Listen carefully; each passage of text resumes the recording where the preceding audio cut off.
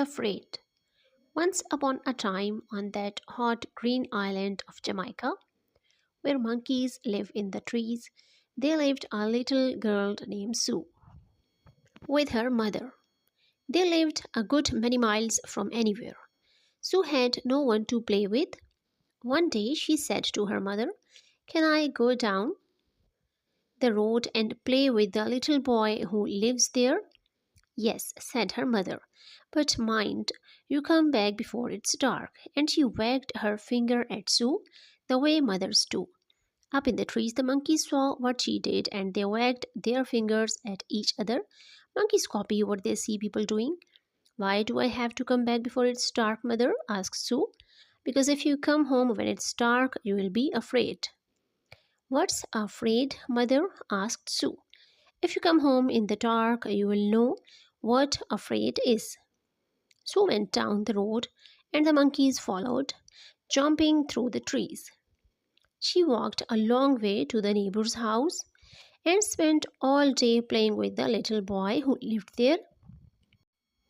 They danced in a circle, singing "Ring a Ring of Roses," and the monkeys imitated them. Except the monkeys held tails instead of hands. Monkeys always copy people. When the little boy was put to bed, Sue started home, but it was already dark, and when she got home, her mother was very angry. "Where have you been?" she shouted. "Didn't I tell you to come home before dark?"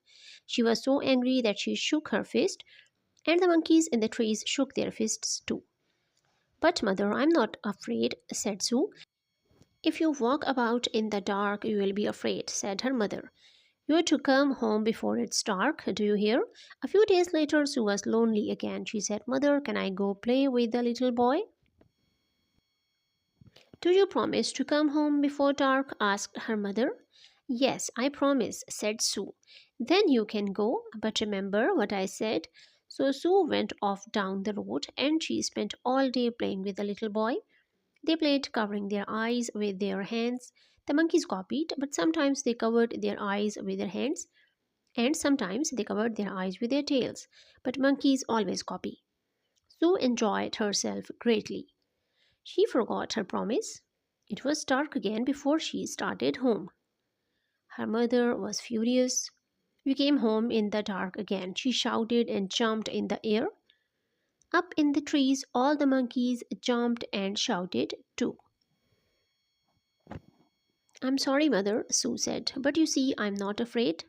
"But you will be afraid," said her mother. "You will be if you don't learn to come home before it gets dark." A few days after that, Sue said to her mother, "Mother, can I go to play with the little boy?" "Yes, but what do I want you to do?" "You want me to return before dark, mother." "And why?" "Because I'll be afraid if I don't." "That's right," said her mother. "Remember." So off Sue went. But she enjoyed playing with the little boy so much that she forgot all about going home before dark. They played one more game and one more, and it was dark before Sue noticed. When her mother saw that it was already dark and that Sue hadn't come home yet, she thought, "I'll teach that girl of mine a lesson that she won't forget. I'll make her afraid." She thought, "Then she'll remember to come home where it's safe before it gets dark." So she went into the house and she got a large white sheet. The monkeys hung on the edge of the roof and they looked into the house and watched her. And one brave monkey went into the house and got a little white towel. It was copying Sue's mother because monkeys always copy what they see people doing. Sue's mother took the sheet and she hid by the side of the road. And the monkey with the towel hid close by her.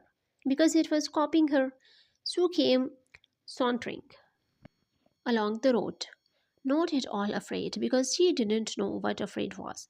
And when her mother saw her coming, she put the big white sheet over her head so she would look like a ghost. And the monkey copied her. It put the white towel over its head.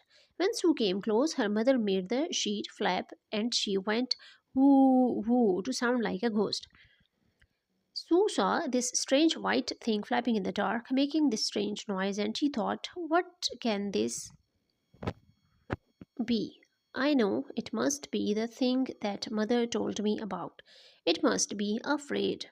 But the monkey was still copying her mother behind her.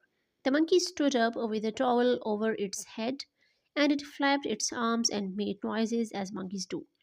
Oh, look, said Sue. There's another Fraid. There's a little Fraid. Look behind you, big Fraid. There's a little Fraid behind you. And her mother did turn around, and when she saw the little monkey flapping its sheet and whooping, she thought it was a real ghost. And she was so afraid that she ran. But because the monkey was copying her, it ran after her, still with the towel over its head. Oh, big Fraid, shouted Sue. Little Fraid's after you. Run, big Fraid. And Sue's mother ran until the monkey's towel fell off and she saw it was only a monkey. And then she felt silly. Sue never did learn what afraid was.